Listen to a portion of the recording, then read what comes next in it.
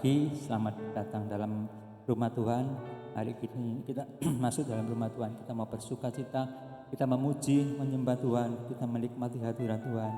Bila kita merasakan damai sejahtera dalam untuk hari ini, di mana kita sudah melalui selama 1 minggu, setiap kejadian apapun yang terjadi di sekitar kita, kita mau saat ini kembali untuk dikuatkan melalui pujian dan firman Tuhan. Kita mau angkat pujian, ku masuk ruang Maha Kudus.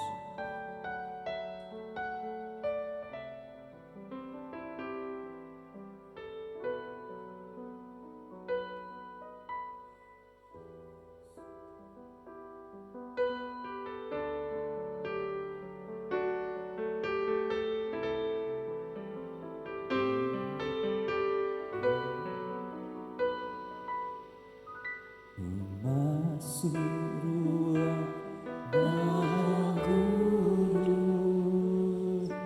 dengan darah anak domba. Masuk dengan hati tulus menyembah yang Maha Kuasa. Masuk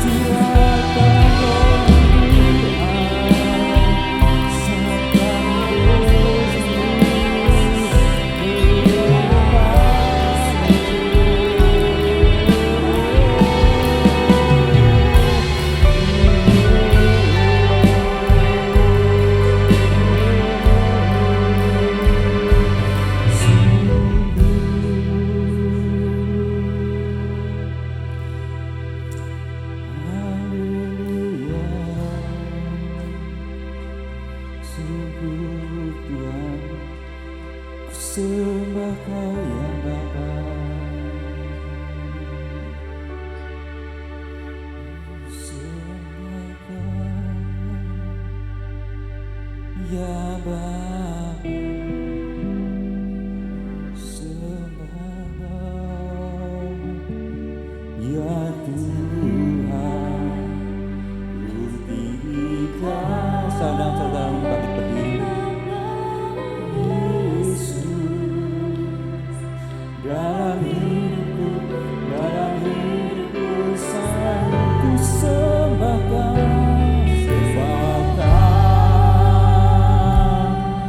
ya Bapa, ku sembah Kau, ya Tuhan, pujikan nama-Mu Yesus. Dalam hidupku selalu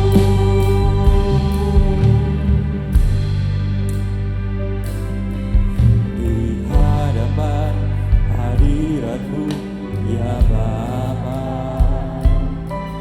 Ku datang dengan penuh kerinduan di hadapan hadirat-Mu ya Bapa. Segala keangkuhanku dan sekali lagi di hadapan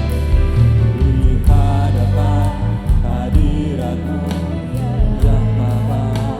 Kami datang dengan penuh kerinduan di hadapan hadirat-Mu ya Bapa. Segala keangkuhanku ya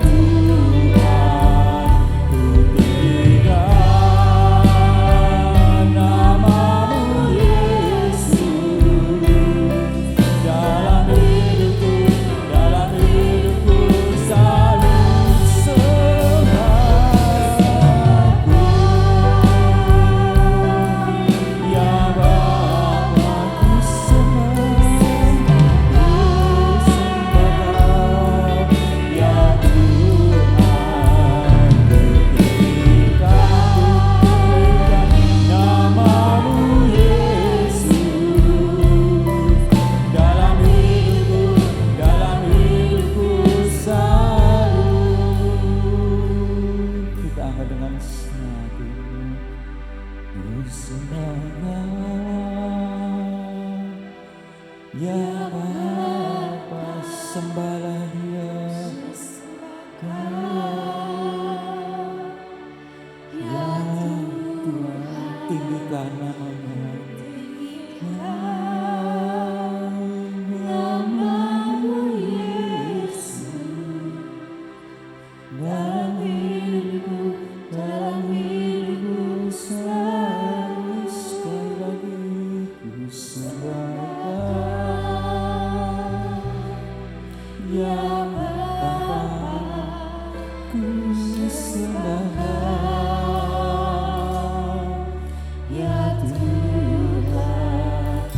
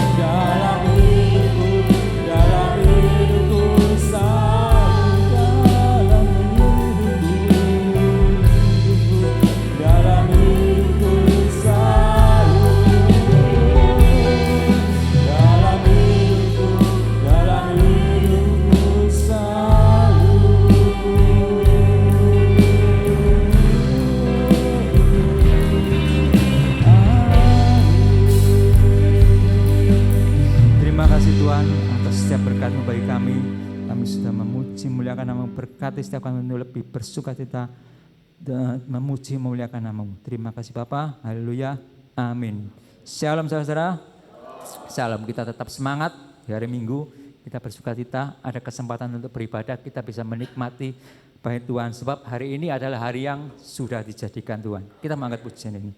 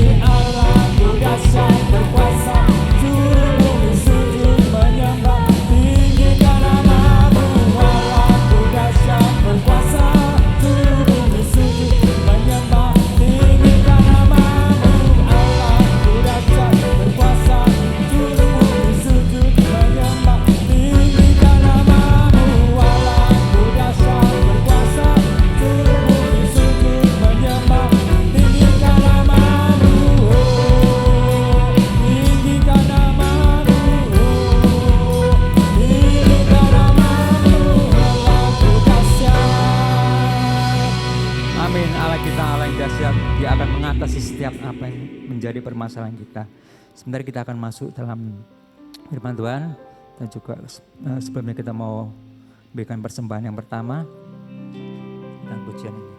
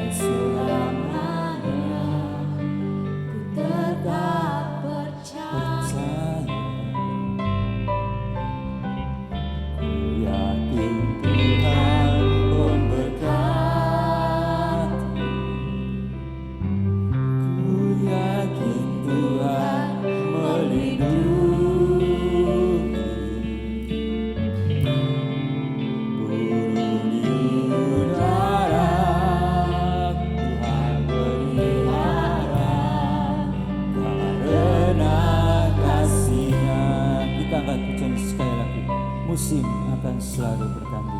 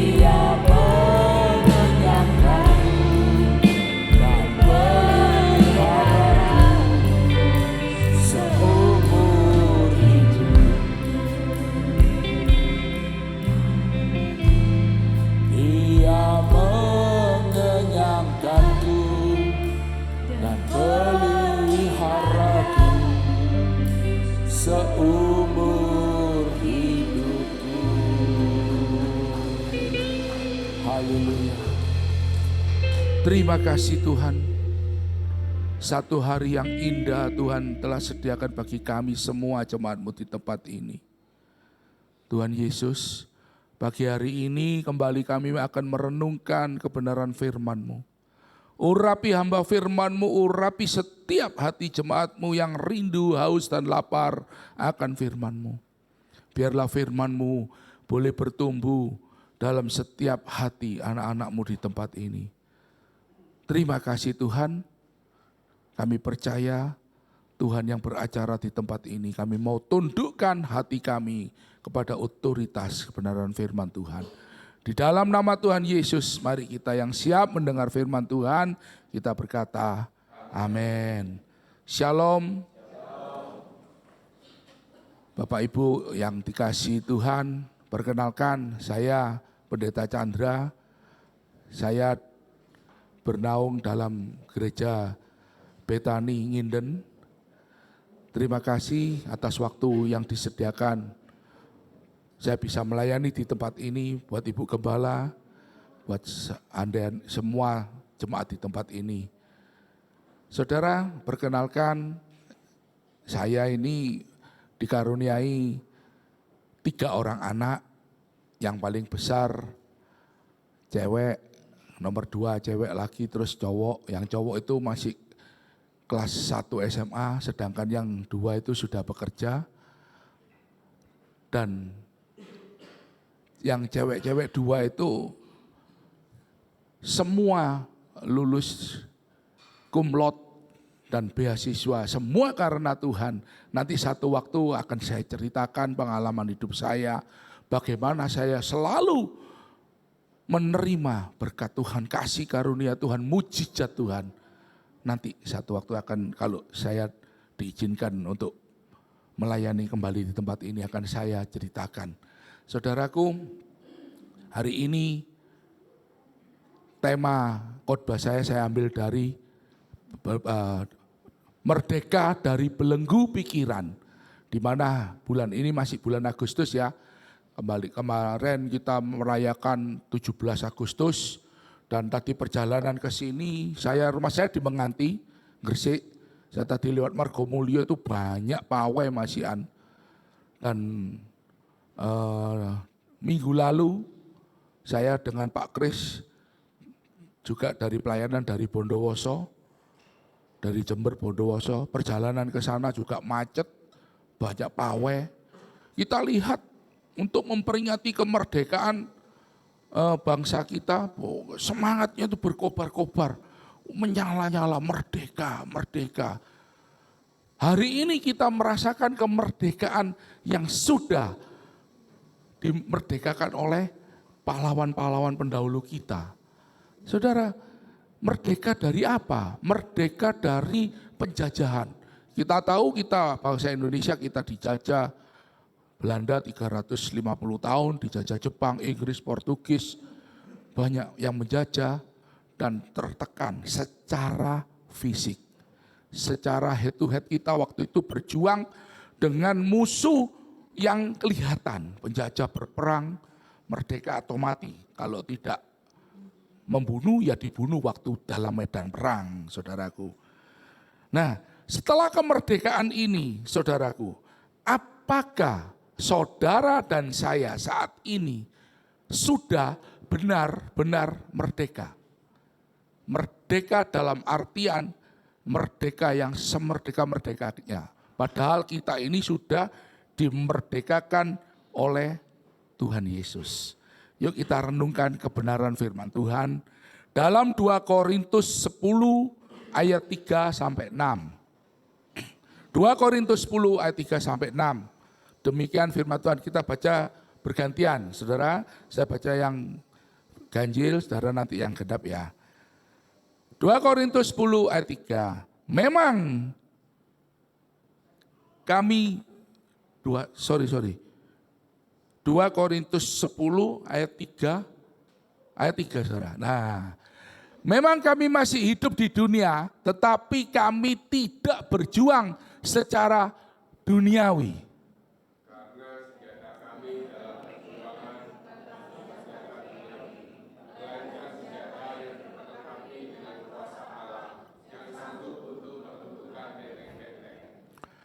Kami mematahkan setiap siasat orang dan merubuhkan setiap kubu yang dibangun oleh keangkuhan manusia untuk menentang pengenalan akan Allah. Kami menawan segala pikiran dan menaklukkannya kepada Kristus.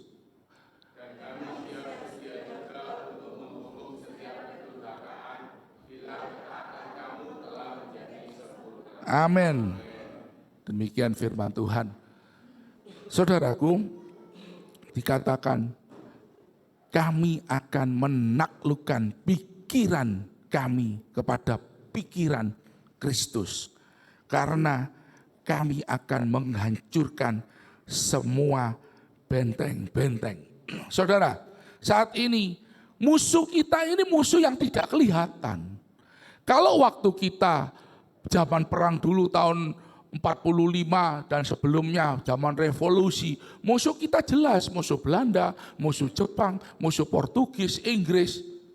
Tetapi dalam Efesus 6 ayat 12, karena perjuangan kita bukanlah melawan darah dan daging, tetapi melawan pemerintah-pemerintah, penguasa-penguasa, melawan penghulu-penghulu dunia yang gelap ini, melawan roh-roh jahat di udara. Musuh kita, musuh yang tidak kelihatan tapi sumber segala permasalahan. Musuh yang sangat jahat, musuh yang sangat bengis, sangat licik, bapak dari segala dusta. Musuh kita tidak kelihatan. Maka dari itu saudaraku, kita semua perlu sekali diperlengkapi dengan kuasa Roh Kudus. Efesus 6 ayat 14-17. Berdirilah tegap, berikat pinggang kebenaran, berbaju sirah keadilan, kakimu berkasutkan kerelaan memberitakan Injil damai sejahtera. Dalam segala hal pergunakan perisai iman. Sebab dengan perisai ini kamu dapat memadamkan semua panah api si jahat. Terimalah ketopong keselamatan dan pedang roh, yaitu firman Tuhan. Kita perlu menggunakan seluruh senjata Allah. Yang paling penting pedang roh. Kalau dalam pertempuran, kalau sekarang pakai pistol, pakai senapan itu yang paling perlu untuk mematikan musuh, betul ya. Tetapi di sini yang paling penting pedang roh. Semua penting, tapi pedang roh firman Tuhan ini sangat-sangat penting bagi orang percaya.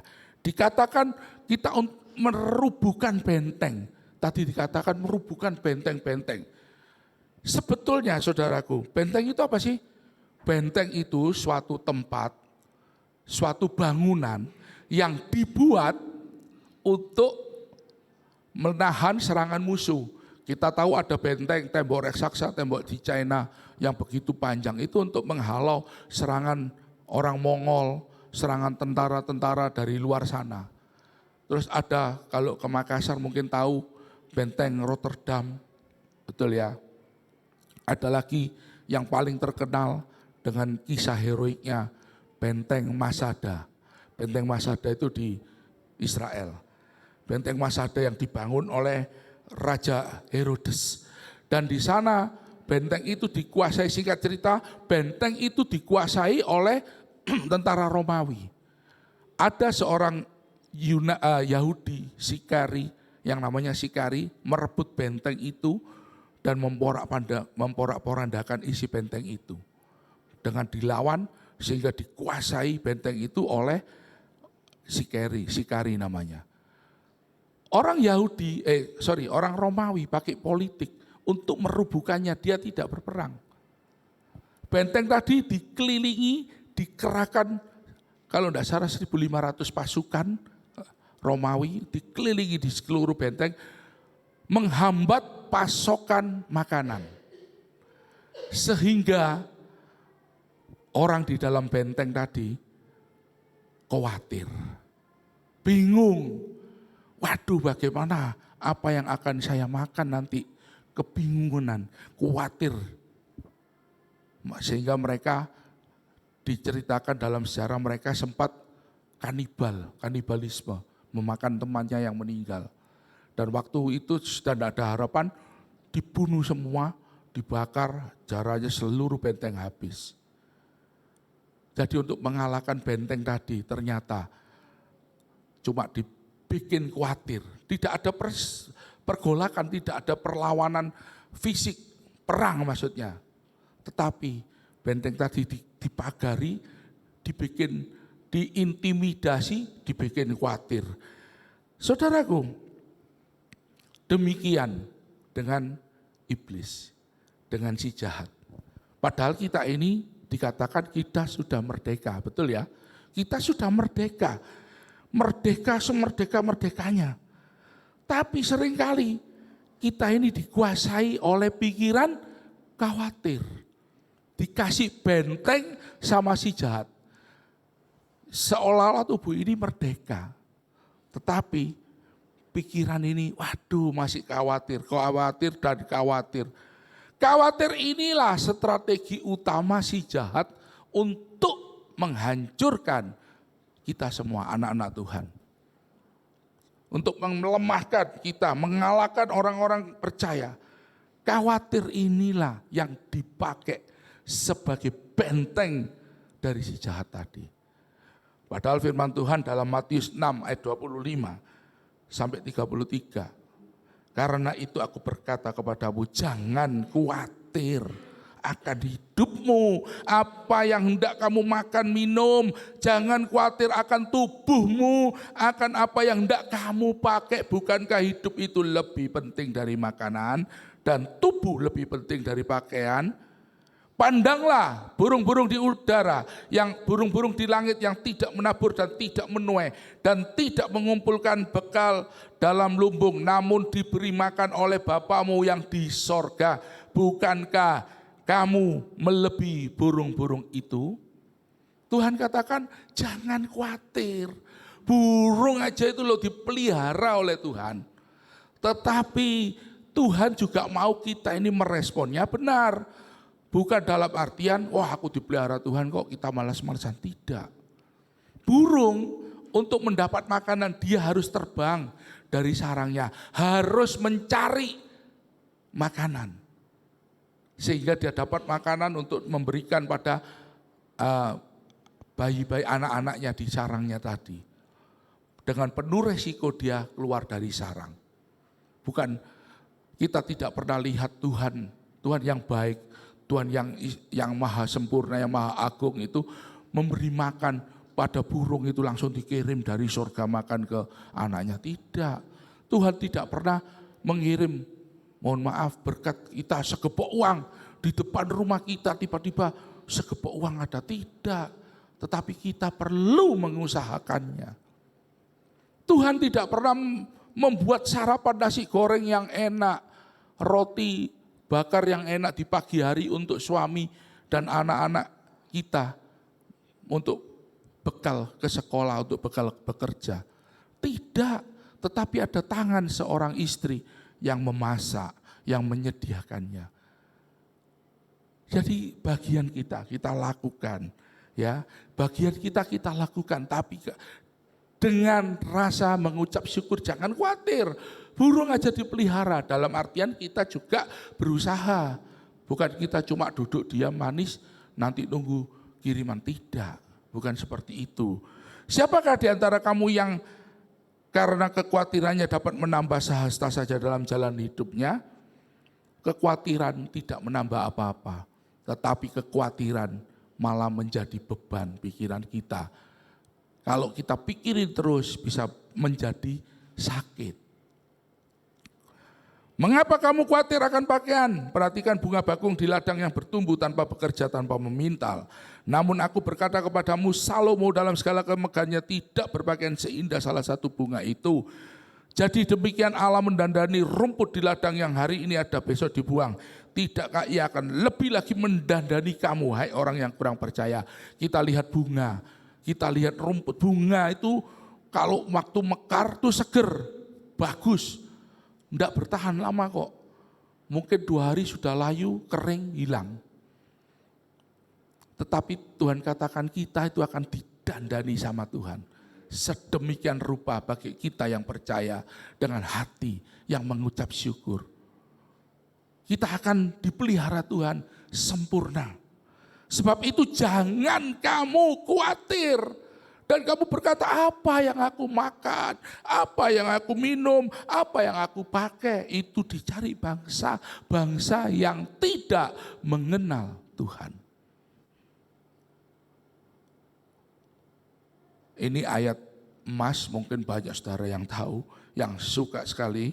Ayat 33, tetapi carilah dahulu kerajaan Allah dan kebenarannya, maka semuanya itu akan ditambahkan kepadamu. Carilah Tuhan, carilah sumber berkatnya, jangan mencari berkat. Kalau saudara mencari dan ketemu sumbernya, kita tidak akan kekeringan. Kalau kita cuma mencari berkatnya bisa habis, bisa kekeringan. Tetapi kalau kita mencari sang sumber itu, Tuhan Yesus, kita tidak akan kekurangan sesuatu apapun yang baik. Jalan boleh tidak rata, langit boleh mendung, boleh ada badai, boleh ada gelombang. Tetapi yang pasti Tuhan menyertai setiap langkah kita. Amin. Kita akan dibawa dari kemuliaan menuju ke kemuliaan. Amin. Itulah rasa kekhawatiran yang ditanamkan, yang dibuat intimidasi oleh si jahat. Kita perlu tahu kebenaran firman. Sebab itu jangan kamu khawatir akan hari esok. Karena hari esok punya kesusahan sendiri. Kesusahan sehari cukup sehari. Jangan memikir, boleh kita memikirkan masa depan. Jangan nanti. Saya punya teman saudara, waktu beberapa tahun yang lalu, waktu kami sama-sama masih muda, baru punya anak. Teman saya ini orang yang kekhawatirannya tinggi banget. Waktu dia punya anak, dia gini, kamu enggak asuransi anakmu, ini banyak. Kenapa? Sekarang aja fakultas kedokteran itu masuknya sekian. Nanti biayanya sekian. Belum SMA, SD, SMP. Saya bilang gini, cuma simple. Anakmu tuh baru lahir. Kamu sudah mikirin sampai mau jadi dokter. Sekarang anaknya jadi chef, tidak jadi dokter. Sama-sama bertumbuh besar sama anak saya. Ternyata jadi chef. Yang dikhawatirkan dia yang 20 tahun yang lalu tidak terjadi. Sekarang jadinya chef, masak. Padahal papanya kepingin anaknya jadi dokter. Dipersiapkan jadi dokter. Jangan khawatir terlalu berlebihan. Saya aja saya khawatir. Memang kita tahu biaya pendidikan ini mahal, semakin mahal dan semakin mahal. Waktu berapa puluh tahun yang lalu, waktu saya masih hidup dalam zona comfort, saya enggak mikirin, enggak bingung. Karena ada yang bisa buat sekolah. Tetapi Tuhan tunjukkan pemeliharaan Tuhan yang sempurna, pemeliharaan Tuhan yang luar biasa. Pada waktu anak saya mau SMA, mau masuk kuliah, saya diizinkan Tuhan habis. Nanti saya kesaksian. Saya diizinkan Tuhan habis-habisan, habis semua. Saya bilang, Papa tidak bisa menyekolahkan kalian kuliah. Anak saya yang 2. Mereka belajar, mereka cari beasiswa. Singkat cerita, anak saya yang nomor 1 beasiswa di UNER, lulus cum laude. Anak saya yang nomor 2, di situ saya melihat Tuhan bekerja luar biasa. Anak yang dulunya manja, yang dulunya, ya memang anak nomor 2 itu waktu itu kan bedanya sama anak saya yang laki itu 9 tahun. Jadi waktu dia kecil apa-apa saya turutin. Pagi minta sore ada, pagi minta sore ada. Kalau enggak diturutin sakit. Daripada sakit masuk rumah sakit hitungannya sama aja. Jadi saya minta ini, saya tak turutin semua. Paling manja sekolah dia waktu kalau SD ya, CC-nya kalau diambilkan rapot, Pak saya juara berapa? Saya juara berapa? Yang CC-nya memang pinter, selalu juara 1. Tapi anak saya yang nomor 2, kalau diambilkan rapot paling naik toh, beres, itu aja. Dia tidak pernah bingung juara berapa. Tetapi pada saat saya jatuh, pada saat dia harus melanjutkan kuliah, di situ tangan Tuhan bekerja. Dia bisa otodidak belajar bahasa Mandarin. Dari YouTube saya tidak pernah ngeleskan. Sehingga dia diterima di Xiamen di China. Kuliah di sana, beasiswa murni tanpa biaya satupun. 3 tahun dia juga kumlot. Di sana dia malah kalau di China itu ternyata saya baru tahu kalau di Indonesia IPK itu 4, di sana 5. Kalau di sana IPK bisa 5, beasiswanya didobel. Jadi dia malah dapat duit, saudaraku. Terus kalau di sana itu kalau IPK-nya 5, setiap akhir semester dijak jalan-jalan. Jadi anak saya sudah jalan-jalan, sudah sampai Harbin, sampai Xi'an jalan-jalan. 3 tahun tiap semester jalan-jalan. Karena nilainya bagus terus. Lulusnya kumlot juga. Balik Indonesia kemarin bulan Juli, bulan 6, bulan Juli langsung bekerja. Semua karena kemurahan Tuhan. Benteng pikiran saya waktu itu saya khawatir juga, saya takut juga. Tapi ternyata Tuhan meruntuhkan benteng-benteng tadi. Seperti firman Tuhan, kita ini musuhnya itu tidak kelihatan. Tapi saya pakai pedang roh firman Tuhan. Allahku kan mencukupi, Allahku kan memenuhi segala keperluanku menurut hormat dan kemuliaan Tuhan. Amin. Perlu kita isi dengan firman. Perlu pikiran kita ini perlu kita isi ya dengan firman Tuhan, pedang roh tadi. Beberapa hal yang perlu diperhatikan agar khawatir itu tidak memporak-porandakan saudara dan saya. Yang pertama, baca renungkan firman Tuhan. Paling penting kita baca firman, kita tahu firman. Kalau baca firman, berdoa dulu minta kuasa Roh Kudus. Tuhan, firman ini saya mau baca firman. Yes, berdoa itu kayak minta sama Bapak itu loh. Tidak ada bahasa resmi. Firman, terkadang kita baca, kita tidak ngerti.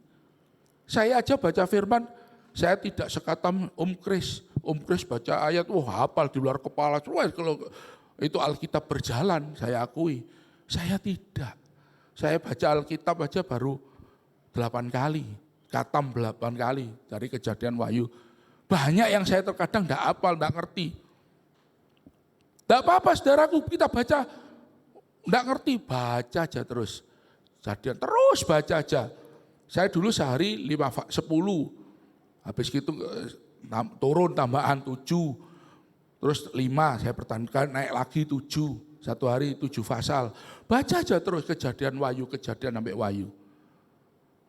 Nanti kalau waktu sampai bilangan imamat, mesti ngantuk. Pak ketawa pasti sering ngalami juga ya. Jadi bagi orang-orang yang sulit tidur, daripada minum obat tidur, lebih baik baca firman Tuhan. Betul, nanti lama bisa tidur sendiri alami. Tanpa obat kimia. Baca firman. Tapi pada saatnya firman itu hidup, dia menjadi rema, menjadi hidup. Tiba-tiba kita ingat firman, ini firman Tuhan ini. Baca, itu menjadi seperti suara Tuhan, hidup. Jujur aja saya tidak pernah mendengar suara Tuhan secara audible. Tidak pernah. Tetapi seringkali saya mendengarnya lewat kebenaran firman Tuhan. Amin. Firman itu ibarat gini. Saya pernah kasih ilustrasi dan ternyata ilustrasi ini cukup mengena. Begini, ada seorang naik kapal dari Surabaya ke Papua. Yang kalau naik kapal bisa lama itu kalau ke Papua, ke Balikpapan aja 3 hari, mungkin bisa 1 minggu lebih. Dia bawa uang mepet, maksudnya pas-pasan. Hari pertama dia beli makan, menunya ayam goreng sama nasi goreng. Besok turun nasi goreng aja. Lusa turun Indomie. Besoknya lagi Indomie dibagi 3. Bagi siang, sore, malam.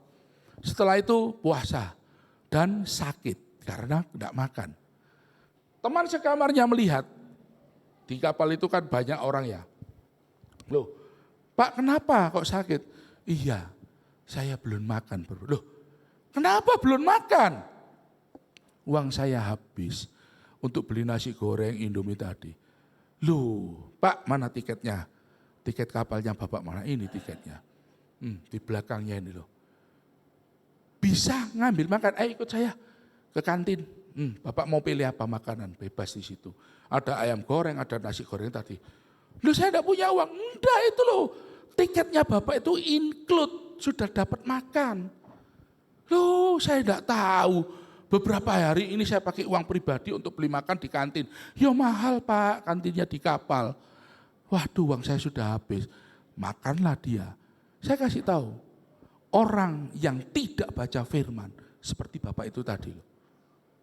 Kita ini anak-anak kerajaan sorga. Kita punya hak, privilege. Terkadang kita tidak tahu karena kita tidak baca firman. Kita tidak ngerti seperti Bapak tadi, bahwa tiketnya itu include makan. Karena tidak baca firman. Karena Bapak tadi tidak baca tiketnya. Seringkali kita seperti itu. Ada serangan, waduh, matengon. Waduh, gimana ini? Sakit, waduh sakit sudah. Sakit kepala, waduh kepalaku sakit. Waduh, ini kanker ini, kanker otak ini. Besok selesai, jangan saudara. Kalau kita tahu firman, kita akan selalu bilur-bilur Tuhan Yesus menyembuhkan. Ya, kita selalu tahu bahwa kita punya pikiran yang positif karena kita tahu firman. Ya, kekhawatiran itu terjadi di dalam pikiran. Dan banyak sekali kekhawatiran itu tidak terjadi. Kekhawatiran itu intimidasi iblis dan banyak sekali yang kita khawatirkan, yang kita takutkan untuk di depan sana. Seringkali tidak terjadi. Itu bermain di pikiran kita. Maka dari itu kita perlu ubah mindset pikiran kita. Pikiran yang positif. Positive thinking. Ya, jangan ketakutan, jangan terlalu takut, terlalu cemas, itu menjadikan saudara sakit. Menjadi sakit saudaraku ya. Khawatir yang berlebihan itu menjadi penyakit, bisa migrain. Ilmu kedokteran ngomong dari akibat ketakutan, kecemasan menjadi stres, menjadi migrain, bisa menjadi kanker. Semua dari pikiran. Hati yang gembira adalah obat yang manjur. Amin.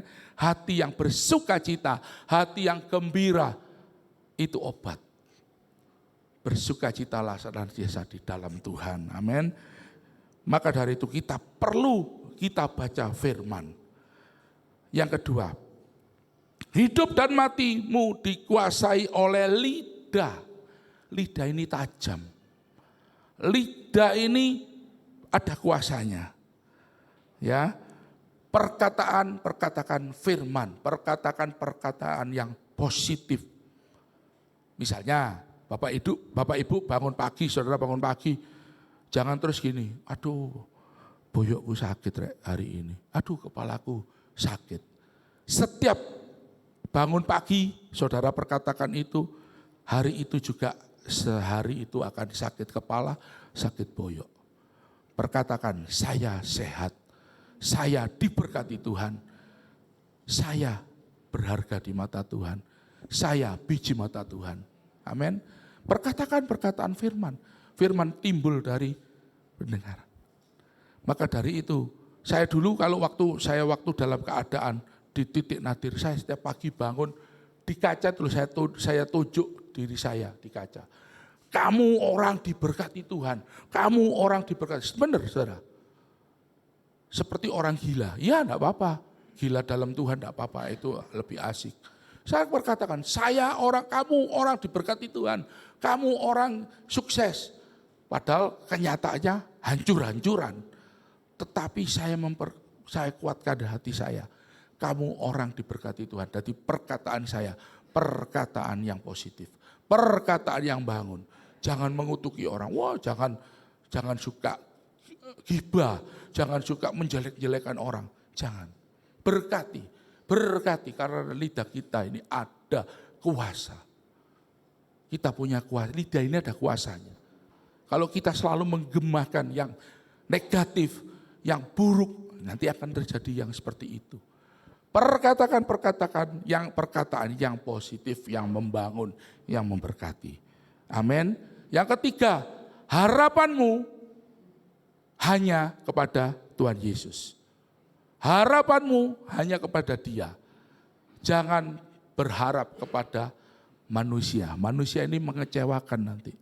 Harapan kita hanya kepada Tuhan. Kapan tapi doa saya belum dijawab? Terus berharap. Terus berharap. Tuhan tidak pernah mengecewakan. Tuhan tidak pernah lalai. Janjinya itu ya dan amin. Yeremia 17 ayat 7, diberkatilah orang yang mengandalkan Tuhan dan menaruh harapannya kepada Tuhan. Kalau kita berharap, menaruh harapan kita kepada Tuhan, kita diberkati. Fokus kita hanya kepada Tuhan Yesus Kristus. Jangan noleh-noleh ke masalah. Saudara kalau senang Geographic Channel, Wild Animal, kita lihat kijang diuber sama macan, harimau, selalu bisa keterkam. Betul ya? Padahal kalau saudara mau tahu, kalau saudara bisa searching di Google, kecepatan lari kijang itu bisa 90, 80, 90 km per jam. Kecepatan lari macan, harimau, cuma 60. Seharusnya kalau adu sprint, balapan lari tidak akan pernah menang harimau tadi. Tetapi kenapa setiap kita lihat kok selalu kijang itu kena terkam?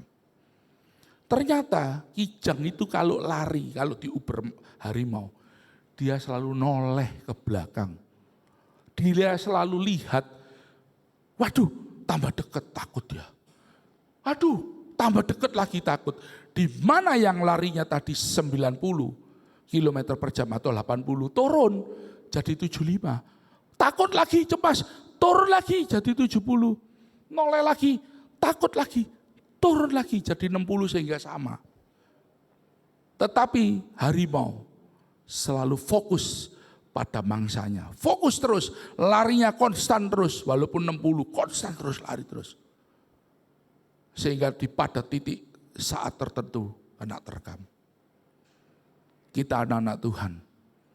Kalau kita fokusnya hanya pada Yesus, pengharapanmu hanya kepada Tuhan Yesus, kita tidak akan pernah dikecewakan. Amin. Pengharapanmu selalu ada, masa depanmu sungguh ada, dan pengharapanmu tidak akan pernah hilang. Fokus pada Yesus.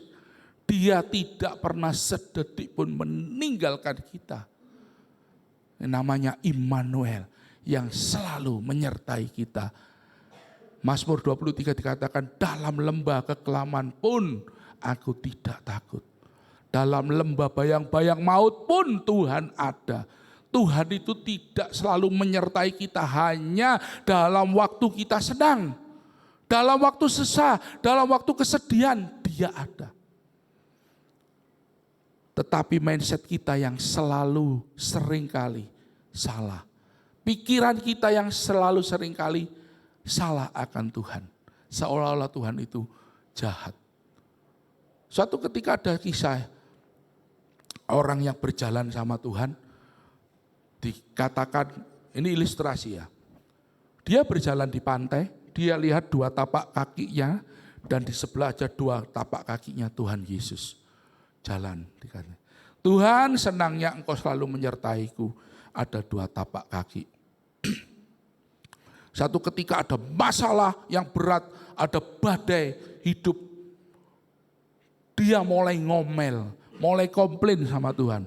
Tuhan, katanya Engkau menyertaiku, katanya Engkau Tuhan yang baik, katanya Engkau Tuhan selalu besertaku.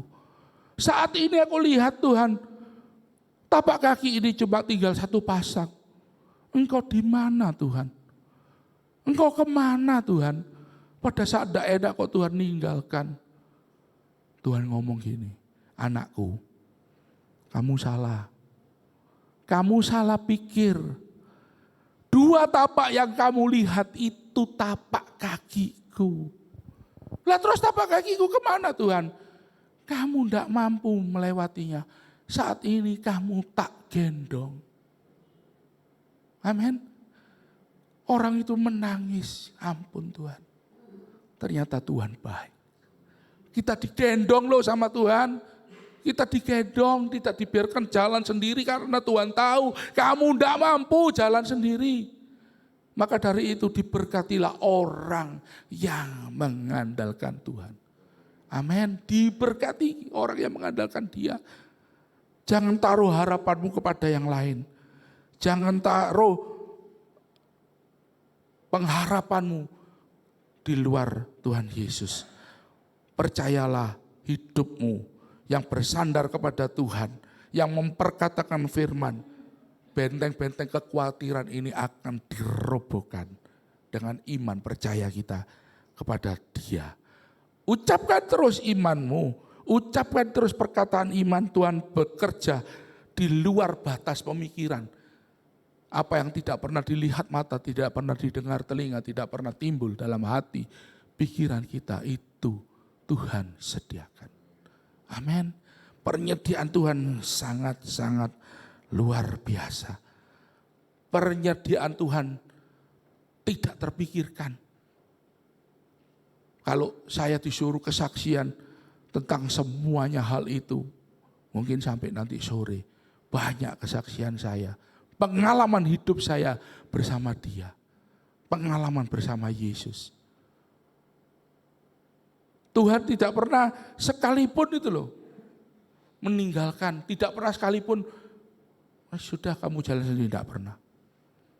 Masalah saya berat pun Tuhan tolong. Masalah saya yang seolah-olah tidak ada jalan keluar, jalannya buntu, Tuhan tolong, Tuhan kasih jalan, Tuhan bukakan jalan yang baru, Tuhan bukakan sesuatu yang baru di padang gurun, Tuhan bukakan jalan di padang gurun, Tuhan membuat sungai-sungai di padang belantara. Saya nikmati, saya lihat itu semua. Jadi saudaraku, yang firman Tuhan katakan, apa yang manis, apa yang suci, apa yang sedap didengar, apa yang indah, apa yang disebut kebajikan. Pikirkan semua itu. Karena kalau saudara memikirkan itu, nanti yang keluar juga yang manis, yang keluar yang indah, yang keluar yang suci. Kalau Anda pikirkan masalahmu terus masalahmu, masalah terus masalah, stres sendiri. Ada guyonan yang masuk akal. Pedagang roti keliling, penjualannya menurun, dimarahin sama supervisornya. Karena penjualannya menurun. Dia bilang, kenapa penjualanmu ini menurun? Roti coklat itu harusnya di sini itu laris, roti stroberi di sini laris, tetapi temanmu jual roti coklat di sini laris, di sini coklat susu, di sini stroberi. Tetapi kamu kok selalu dimarahin terus, sehingga dia yang pikiran itu ada apa? Masalahnya. Kenapa kok ini terjadi? Ngelamun dia. Keliling itu naik sepeda itu ngelamun. Sehingga pada saat masuk di perumahan itu padahal sudah dikasih tanda, ada bekas galian itu dikasih tanda, sama dia dilanggar, ketabrak, masuk ke selokan dan jatuh. Lah orang di sana tuh banyak ngerumuni, ada apa Pak? Ada apa? Ada susu, ada coklat, ada keju. Di pikirannya enggak nyambung saudara. Padahal ada apa kok sampai jatuh gitu loh. Tapi karena dia selalu di benaknya itu masalahnya terus bagaimana melariskan roti susu, coklat, keju. Jadi begitu, ada apa Pak? Ada apa? Ada apa? Oh ada susu, ada coklat, ada keju. Padahal dia babres semua. Saudara, seperti itulah kalau kita diintimidasi, kita dikasih benteng kekhawatiran oleh si jahat. Maka dari itu seperti saya katakan tadi, kita perlu firman Tuhan, kita perlu mendekat pada Tuhan, kita perlu fokusnya kepada Tuhan Yesus Kristus. Saudaraku, saudara tahu yang senang tinju ya, 10 November 96, ada pertandingan antara Mike Tyson dan Holyfield.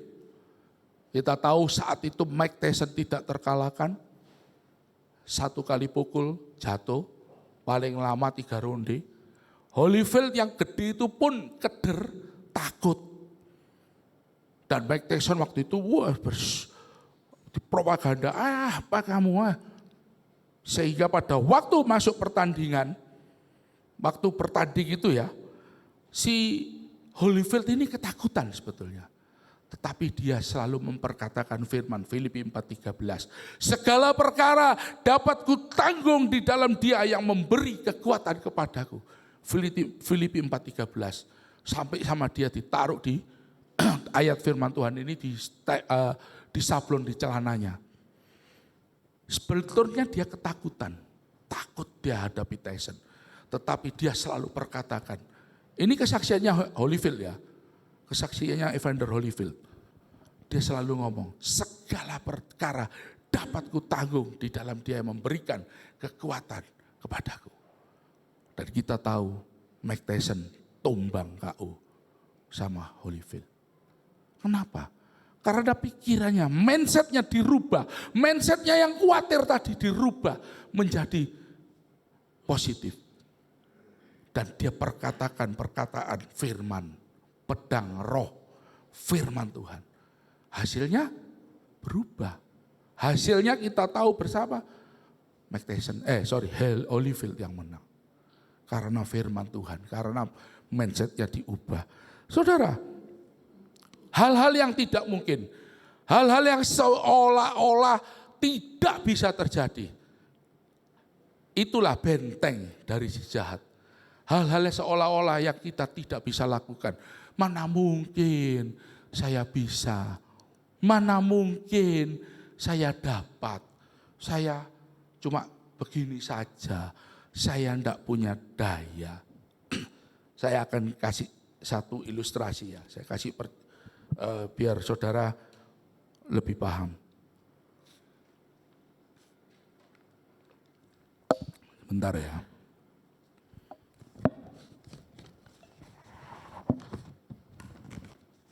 Saudara, saya pertunjukkan ini, kertas ini ya. Kertas ini, bagaimana mungkin saya suruh untuk bisa dipakai di kepala saya. Mesti ngomongnya apa? Mustahil, betul ya?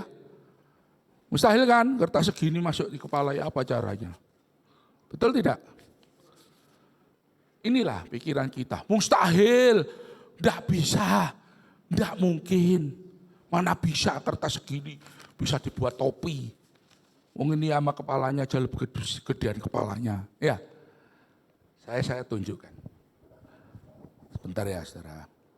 Mustahilnya ini dihilangin dulu. Pikiran yang negatif, pikiran yang tidak mungkin, tidak bisa, kita buang.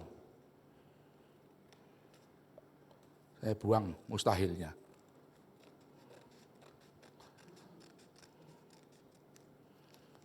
Sabar ya saudara. Nah, mustahilnya saya buang ya. Loh, tidak ada mustahil. Apa bisa ini Pak masuk? Tidak bisa. Ada action, ada yang bagian kita yang harus kita lakukan. Bagian kita lakukan, apa itu? Di dalam melakukan bagian kita, mungkin ada kesakitan. Mungkin difitnah. Mungkin omongan orang yang melemahkan. Kita dikutukin orang. Kita dijelek-jelekan. Wes pokoknya ini yang enggak enak-enak seperti inilah keadaan kita kalau kita ini digunting-gunting, betul ya? Disakiti. Ya, digunting-gunting ini enggak enak, disakiti. Ya. Saudara, ini yang enggak enak itu terjadi. Tetapi kita terus fokus pada Yesus. Kita terus melihat Yesus, pandangan mata tertuju kepada Dia. Kita tidak melihat masalah, walaupun sakit terus beribadah, walaupun tidak enak terus datang pada Tuhan, walaupun dikatakan apa terus cari Tuhan, berdoa, doa malam, terus bersekutu sama Tuhan. Ada mesbah keluarga, merenungkan firman, perkataan firman, puji-pujian, Katakan yang manis, yang indah, yang sedap didengar. Katakan yang positif. Perkataan yang membangun. Perkataan yang memberkati, tidak mengutuki. Setelah dilakukan sepertinya kita hancur. Sepertinya kita remuk. Sepertinya kita, bahasa Jawanya yang paling ekstrim, dedel duel. Ya, dedel duel itu bahasa apa ya? Bahasa Jerman lah. Ya, seperti ini keadaan kita. Tidak enak saudaraku. Kita fokus pada Tuhan itu tidak enak. Apa? Kamu katanya punya Tuhan. Tuhan tidak pernah tolong. Sampai saat ini kamu loh tidak bisa apa-apa. Kamu tetap keadaanmu. Kamu tetap tidak bisa melihat yang baik. Kamu tetap aja seperti itu. Kelihatannya mustahil. Yang mustahil tadi sudah dibuang. Kita tundukkan kepada pikiran Kristus. Kita melihat sesuatu yang baik yang sedang Tuhan buat. Dan di sini, saudara, ini saya kurang rapi ya karena tergesa-gesa. Ini bisa masuk di kepala saya. Amin. Maksudnya apa? Benteng-benteng tadi dapat kita patahkan. Segala perkara dapat kutanggung di dalam Dia yang memberi kekuatan padaku. Amin. Beri kemuliaan pada nama Tuhan. Saya undang musik pujian. Sebelum saya tutup dengan kesaksian saya. Saudara, janganlah hidup kita ini dipenuhi rasa takut, rasa khawatir, rasa cemas. Hal yang tidak mungkin menjadi mungkin bersama Yesus. Hal yang mustahil, tidak ada yang mustahil bersama Tuhan. Amin. Tuhan selalu buka jalan. Saya tutup dengan kesaksian hidup saya. Saudara, saya ini bekerja pertama kali itu di Astra Mobil. Saya bekerja sebagai salesman truk waktu itu di Astra Nissan Diesel di Waru. Tahun 96 saya bekerja. Singkat cerita, saya diberkati Tuhan. Dari salesman saya naik supervisor, saya pindah ke Pisio. Setelah itu saya pegang Pisio kepala cabang 3 tahun. Saya putuskan untuk bekerja sendiri. Saya jual beli mobil sendiri. Waktu itu modal saya cuma 2 mobil. Berkembang. Saya bisa beli rumah lebih besar. Rumah saya peninggalan papa mama saya dulu di daerah Karangpat situ. Saya beli rumah di Delta Sari. Rumah saya yang dulunya cuma 100 meteran lah, 120 meteran. Saya bisa beli rumah 250 meter. Rumah 1 saya berkembang jadi rumah 2. Rumah kedua saya buat jadi showroom 300 meter lebih. Mobil saya yang dulunya 1, 2, 3 jadi 16, 17 mobil. Bahkan pernah sampai 18 mobil. Hidup saya dalam zona comfort. Saya anak Tuhan mulai kecil. Saya kenal Tuhan mulai saya TK SD sudah kenal Tuhan, sudah diajak ke gereja sekolah minggu. Tapi saya hanya KTP. Saya kenal Tuhan hanya ke gereja ya ke gereja. Singkat cerita, seolah-olah apa yang saya inginkan waktu itu pikiran saya positif, kok selalu Tuhan beri. Waktu itu saya main kelas pickup, Tuhan aku kepingin mobil sedan. Sedan, loh dapat punya sedan.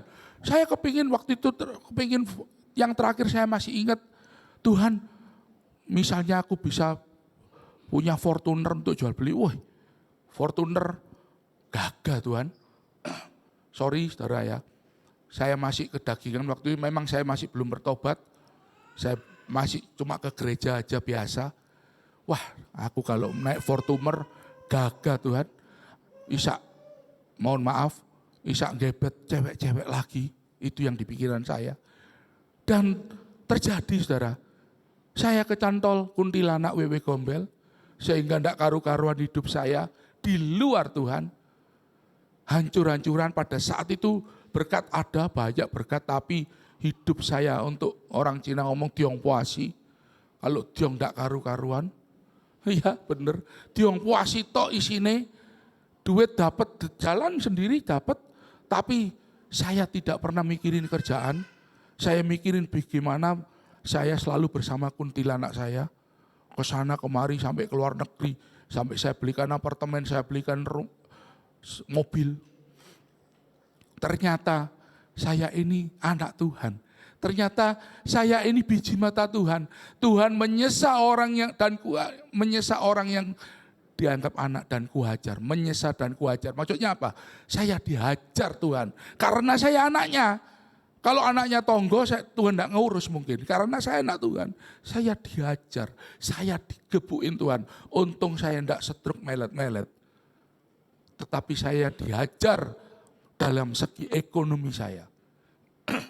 Saya diizinkan habis-habisan oleh Tuhan. Pada waktu saya diajar Tuhan, Tuhan ampuni saya. Di situ saya melihat istri saya yang kebetulan hari ini istri saya juga pelayanan pagi hari ini, dia pelayanan penghiburan, dia WL penghiburan. Saya di Betani lebih aktif di penghiburan ya, di orang meninggal itu saudara. Saudara, istri saya tidak ada satupun kalimat negatif yang keluar. Cerai, tidak ada. Malah ngomong, ayo kamu tak menangkan. Ayo cari Tuhan.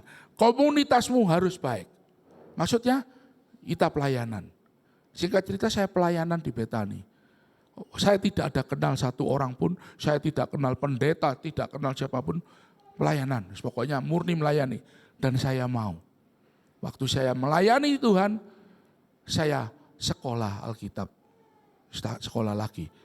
Loh kamu bisa tak sekolah? Istri saya ini teman saya SMA ya. Mulai SMA sekelas. Dia tahu saya bukan orang yang pandai.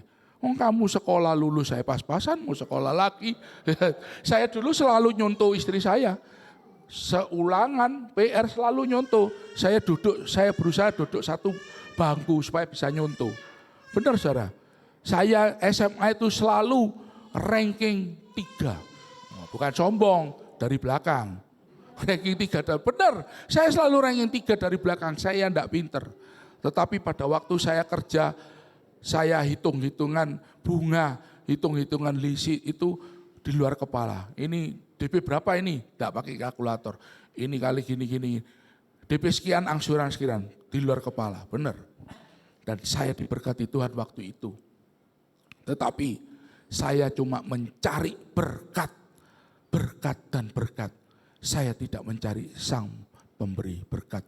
Sumber berkat itu saya lupakan. Tuhan izinkan keadaan yang tidak enak bertepatan dengan COVID kemarin. Semua habis. Rumah saya 2 disita bank. Mobil saya 16 itu habis, tak tahu kemana. Lakunya rugi untuk bayar bunga, laku rugi untuk bayar bunga. Dan tidak nutup keadaan saya bukan di titik nadir 0, minus dengan hutang-hutang. Tetapi segala perkara dapat saya tanggung di dalam Yesus yang memberi kekuatan. Amin. Singkat cerita, pada saat saya habis, saya tidak punya rumah. Untuk kontrak, oh gampang Pak, tidak punya rumah kontrak. Lain duit. Duit tidak ada. Kuntilanak juga sudah minggat, tahu saya habis. Rumah yang apartemen yang saya belikan, mobil yang saya berikan waktu itu namanya dia Merdeka, dia sudah merdeka. Minggat gitu tok sudah. Saya cuma pelunga-pelungu. Waduh, semua itu cuma karena duit. Kalau punya duit gampang saja nih. Cuma ya itu tadi. Saya puji Tuhan, saya dididik oleh Tuhan langsung. Sehingga saya saat ini saya berani berada di depan, di atas mimbar menghadapi saudara ini. Saya bisa kesaksian bukan karena saya hebat, tapi Tuhan Yesus yang hebat. Amin. Waktu itu saya tinggal di mana? Istri saya ngomong, kita mau kemana ini Pak? kontrak, enggak ada duit.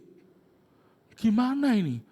Masa tidur di bawah jembatan? Oh, enggak mungkin terjadi. Saya bilang gitu loh, masih sombong karena kita punya Tuhan dengan mata tetap. Waktu itu saya sudah bertobat ya. Waktu kena sita, kena lelang itu saya sudah bertobat. Waktu perjalanan itu saya habis, puncaknya yaitu di COVID itu. Waktu COVID kemarin itu, puncaknya COVID kan kita tahu tidak bisa apa-apa. Sehingga saya harus merelakan semua hilang. Kalau saya tidak punya Tuhan Yesus, mungkin saya saat ini sudah ada di rumah sakit jiwa. Edan misalnya. Benar. Tetapi saya tidak memikirin yang hilang tadi. Tetapi saya tahu semua ada kebaikan Tuhan. Semua ada rencana Tuhan. Singkat cerita, kita mau kemana ini? Kontrak aja enggak ada untuk uang kontrak. Saya sampai gini, sampai istri saya, apa coba minta bantuan? Tidak, minta bantuan om saya. Om saya kaya raya, adiknya mama, tapi saya tidak mau minta. Saya berpegang pada firman Tuhan. Saya fokus sama Tuhan. Mazmur 121. Aku melayangkan pandangan ke gunung-gunung, dari mana datangnya pertolonganku. Datangnya pertolonganku dari Tuhan pencipta langit dan bumi. Amin. Saya tidak mau melihat gunung, saya tidak mau melihat orang kaya, tidak mau melihat orang yang kuat, tidak. Saya fokus pada Yesus. Doa, doa, dan doa. Sambil nangis, Tuhan ngomong, air matamu kutampung dalam kirbatku. Singkat cerita, om saya tahu bahwa saya mengalami keadaan yang tidak baik. Cerita, kok bisa kamu habis? Masa saya bilang, iya om tak baik diong puasi, dikewaplak aku ya. Ya keadaan ekonomi, saya bilangnya dengan bahasa diplomatis. Keadaan ekonomi, ya, punya alasan pas wayai COVID juga. Sehingga om saya ini bukan anak Tuhan. Sampai saat ini saya masih berdoa supaya dia dimenangkan Yesus. Dia mau menerima Tuhan sebagai Tuhan dan Juru Selamat. Om saya ini bilang gini, saudara. Kamu cari rumah yang seharga 300 jutaan. Pertama yang seharga 200 jutaan. Mikir sana yang jauh. Saya tidak berontak, saya itu dari mana enggak, jalani. Itu tadi, sakit dijalani, kayak digunting-gunting. Saya jalani sama istri saya. Jangan bayangkan naik mobil saya sudah ada semua. Yang dahulunya kemana-mana saya naik mobil, yang saya kemana-mana parlente, saat ini saya mampunya minyak wangi Bulgari dulu ya. Saat ini kemana-mana bawa minyak angin, gosoki minyak angin. Wah ini gak enak, minyak angin tok wis. Saya cari rumah, cari 200, tidak ada om. Saya manggil Q, tidak ada Q, 200-an. Kamu cari di mana? Sini, tak turuti dia. Coba kamu ke sana. Saya nurut jalan ke sana. Saya ke sana. Singkat cerita, saya dapat dimenganti. Harganya Q ada ini. Dan itu waktunya sudah mepet dengan waktu eksekusi. Eksekusi karena rumah saya kalau dieksekusi saya mau enggak mau harus keluar atau barang saya dilemparkan keluar semua, saya diusir. Kalau itu terjadi pasti beban mental, kasihan anak-anak saya. Om saya bilang, eksekusimu kapan? Tanggal sekian, cuma kurang 2 minggu. Ya sudah kamu tutup rumah itu 400 juta. Q, duwite sopo? Manusia ngomong duwite sopo. Kotak tadi itu yang ingat saya yang kertas, mustahil. Betul ya? Tetapi saya gunting mustahilnya tadi. Saya gunting, saya ingat firman, segala perkara dapat kutanggung dalam Yesus. Saya jalani walaupun sakit. Terus kamu tutup harganya sekian. Saya nurut tok, karena apa? Saya tidak punya pilihan. Saya tidak punya tempat tinggal.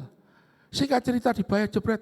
Terus sertifikatnya jangan dinamakan kamu, jangan dinamakan saya. Nanti kamu sekolahkan lagi, pinter lagi rumahnya. Rumah yang lalu pinter kabeh, wisan sarjana, sekolah semua soalnya. Ini tidak boleh kamu namakan kamu. Namakan ketiga anak kamu. Ya saya nurut aja sertifikat.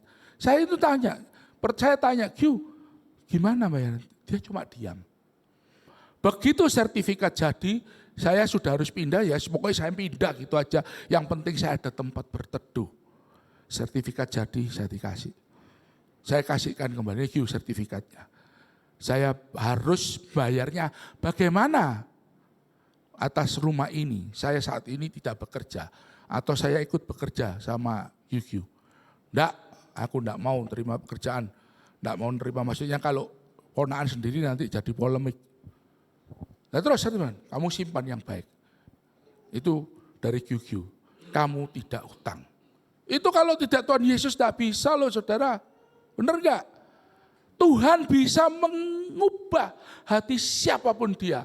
Kalau saudara tahu hatinya Agus saya itu orang yang keras, yang kaku, yang kasar. Tapi sama Tuhan bisa dilembutkan. Bisa disentil gitu aja. Itu karena saya punya Tuhan yang hidup. Amin. Tuhan yang saudara layani, Tuhan yang saya yang layani. Tuhan yang sembah, saudara sembah, yang saya sembah. Tuhan Yesus yang amat sangat baik. Amin. Mari kita pujikan, segala perkara dapat kutanggung di dalam Dia.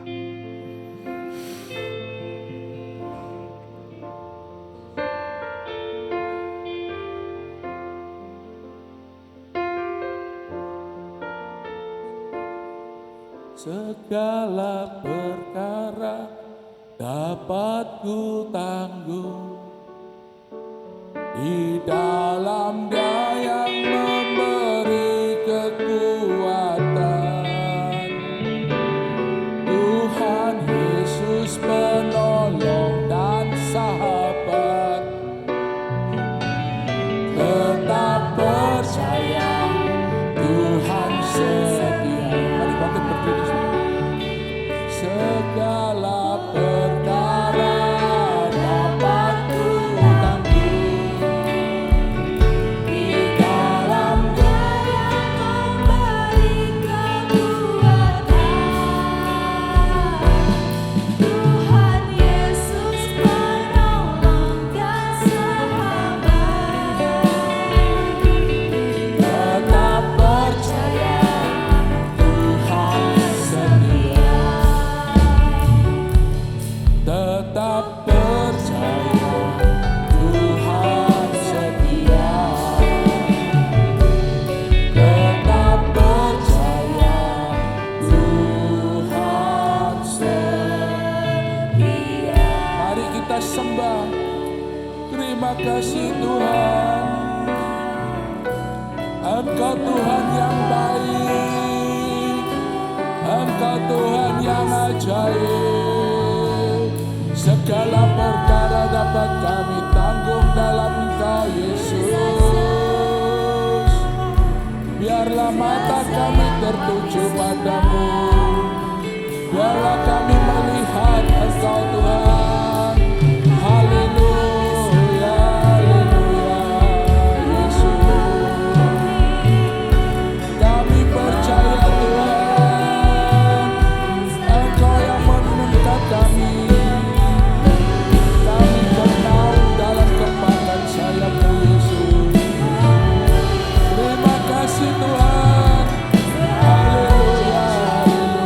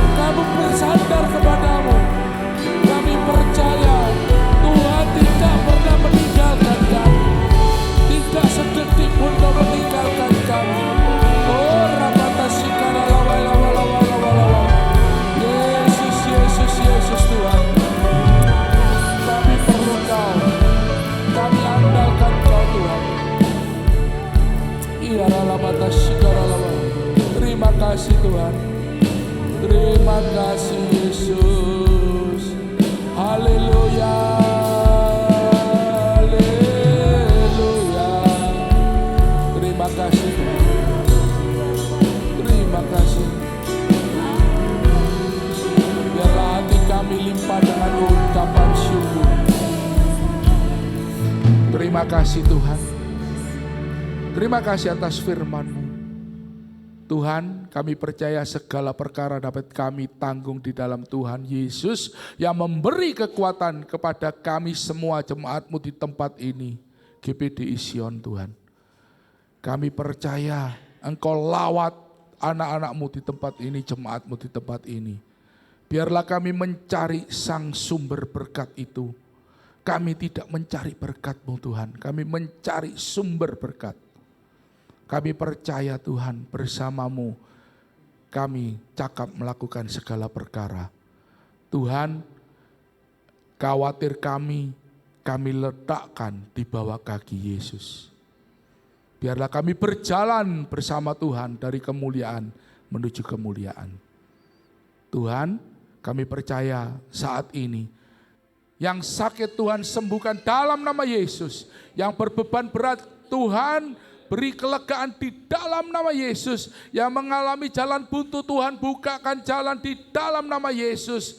Kami percaya Tuhan yang kekurangan Tuhan berkati berlimpah-limpah di dalam nama Yesus.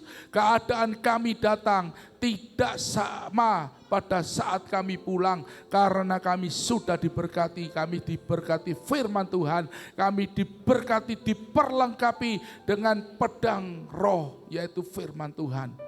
Tuhan, ini kami anak-anak-Mu, kami yang selalu berharap kepadamu. Kami percaya tidak pernah Kau biarkan, tidak pernah Kau tinggalkan. Sehelai rambut kami jatuh, Tuhan pun tahu.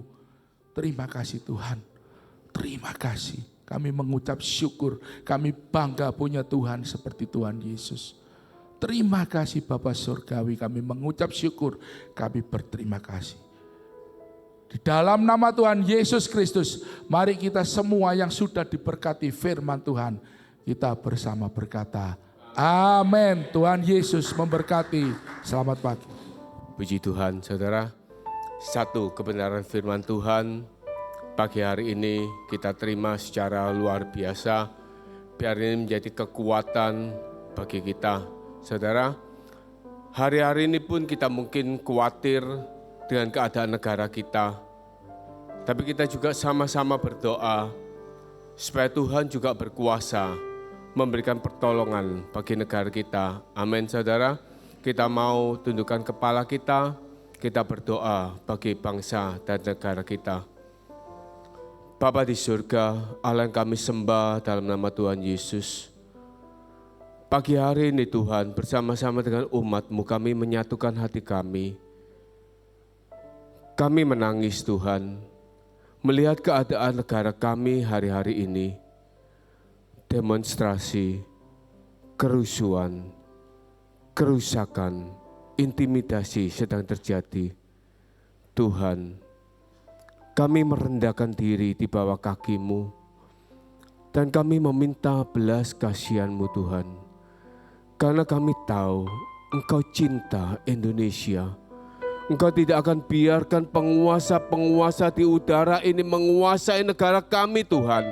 Tetapi kami bersatu hati, kuasa Roh Kudus itu yang akan mengalahkan Tuhan. Engkau akan menyadarkan semuanya yang terlibat di dalam negara kami ini. Engkau yang mendatangkan rasa hormat dan takut kepadamu Tuhan. Engkau yang menguasai dan mengendalikan negara kami ini dari pemerintahan pusat sampai daerah, sampai rakyat kecil. Semuanya Tuhan di dalam kendali dan otoritas-Mu Tuhan. Pulihkan negara kami. Ampuni dosa setiap kami Tuhan. Dan Tuhan, kami tahu Engkau yang akan mengembalikan keadaan negara kami ini menjadi baik lagi. Semuanya akan baik Tuhan di dalam campur tangan-Mu. Semuanya akan baik Tuhan di dalam berkat-berkat-Mu. Terima kasih Tuhan, kami serahkan negara kami ini ke dalam tangan Tuhan Yesus Kristus. Di dalam nama Tuhan Yesus, hamba berdoa. Amin. Kita mau memberikan persembahan yang kedua tentang pujian penyertaan-Mu Tuhan.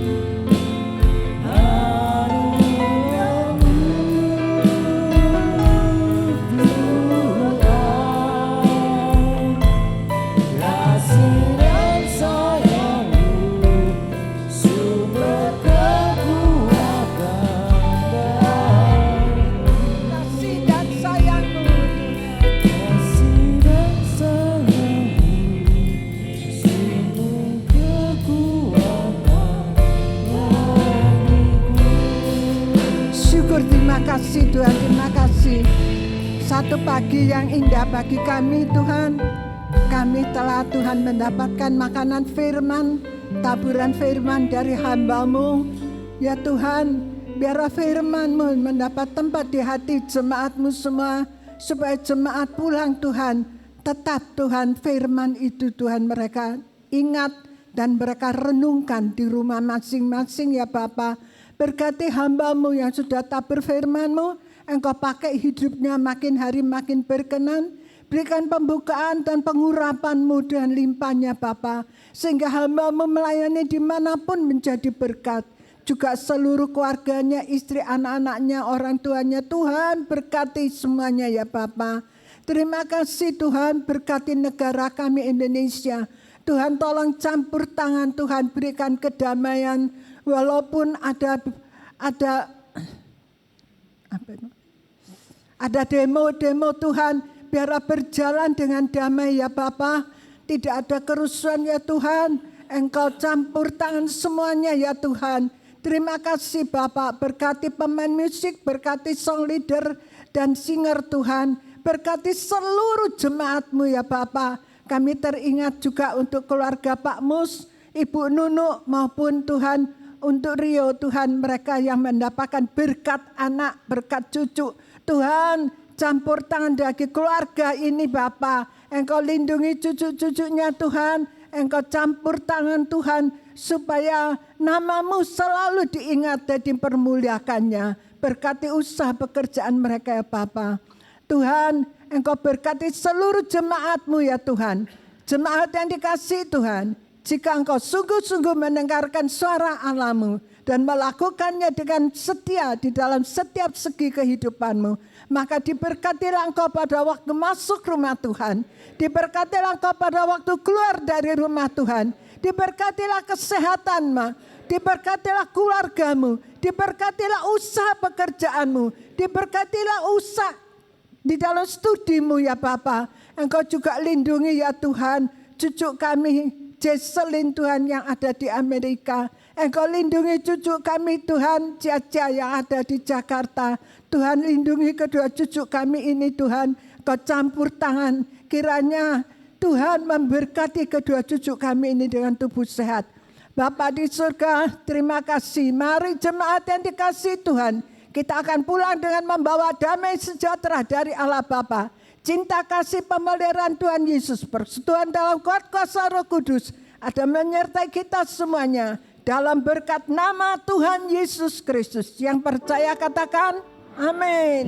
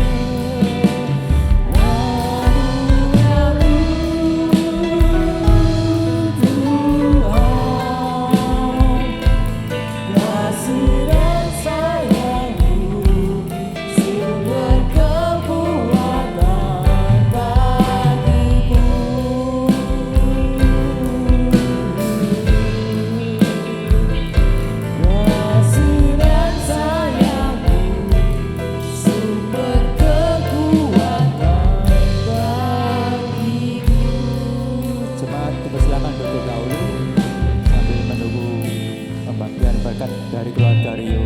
Terima kasih untuk kedatangan pada hari ini.